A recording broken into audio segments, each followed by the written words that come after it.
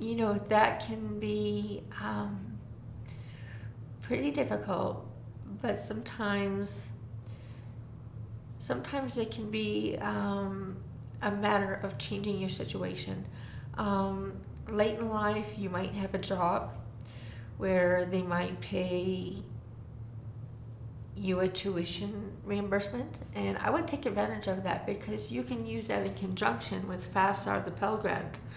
And so if you take your tuition resources from your job and then have them pay your tuition, you can use the FAFSA Pell Grant, and you are allowed to do this for your living expenses. And in addition, there's other resources at school, such as when I first went back to school, I got rid of my cars because I had a situation where when I paid for my student fees and got my student ID card, with the student ID card was a free bus pass that I could use for the train and all the buses all over Utah. And so I didn't have to pay a dime for riding across town or to Salt Lake or anything. And so what I did was I got rid of my cars and started taking the bus. Now I had a bus line that goes straight from my house to the university. And from the university, if I wanted to go to my internship in Salt Lake City, I could go to the train station, which was just about a mile away, and then take the train into Salt Lake City, and it would just drop me off real close by to my internship, my place where I was working at. And so all free of charge. So you can find so many resources at your school. Sometimes you might find subsidized daycare in certain schools, and if you need it. And I would suggest you use that if you have to. If you have to do whatever it takes. I'm not somebody who's going to tell you you can't use socialism or capitalism. Because those are just economic theories, and people have to kind of separate the difference between a theory and reality.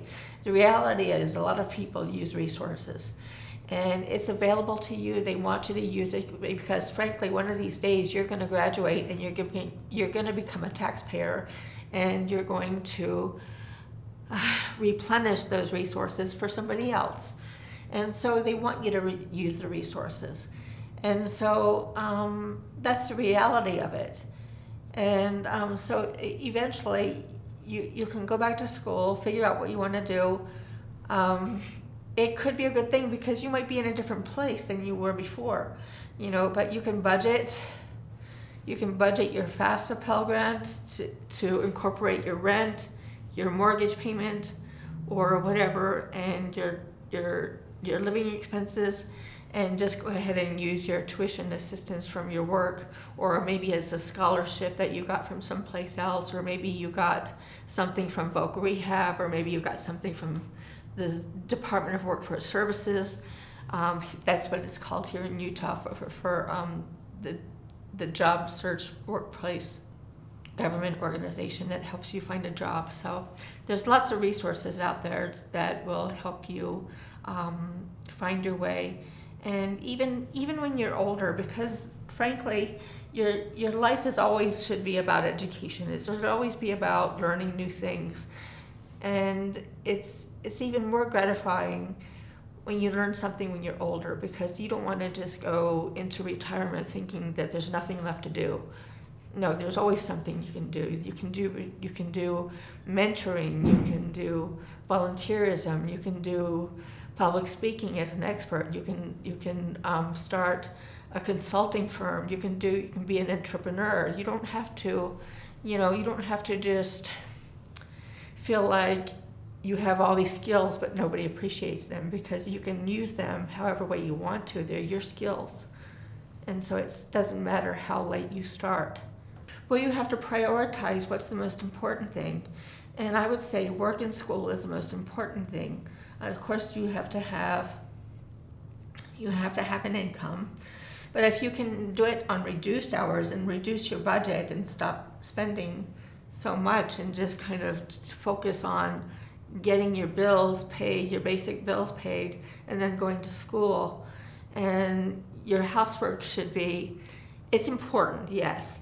But when you're sitting down doing your final research paper and you've got dishes calling you in the sink, and your floor needs vacuuming, I would say ignore the dishes, put away the dishes, and focus on your schooling, focus on your finals so you can get through that week.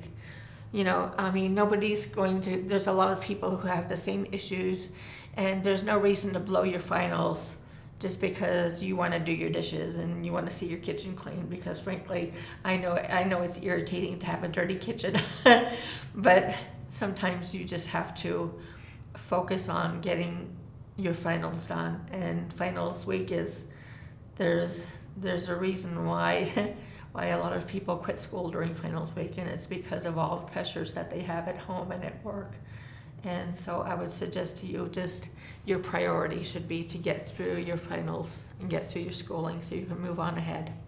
My name is Mary Stea, and I have a company called My Life, for goodness sake, and I'm hoping to bring to you a piece of myself into these videos to show you how I came from being a racehorse rider on the East Coast to becoming a public speaker at the United Nations Commission on the Status of Women for the last 3 years. And I've learned a lot of things along the way, and I hope to pass them off to you. And you know, it's all a journey. You know, I'm still creating my career. I'm still doing new things, and I want to show you the mistakes that I made, so that you can be aware of them, and just hopefully that you can overcome them as well. So, thank you.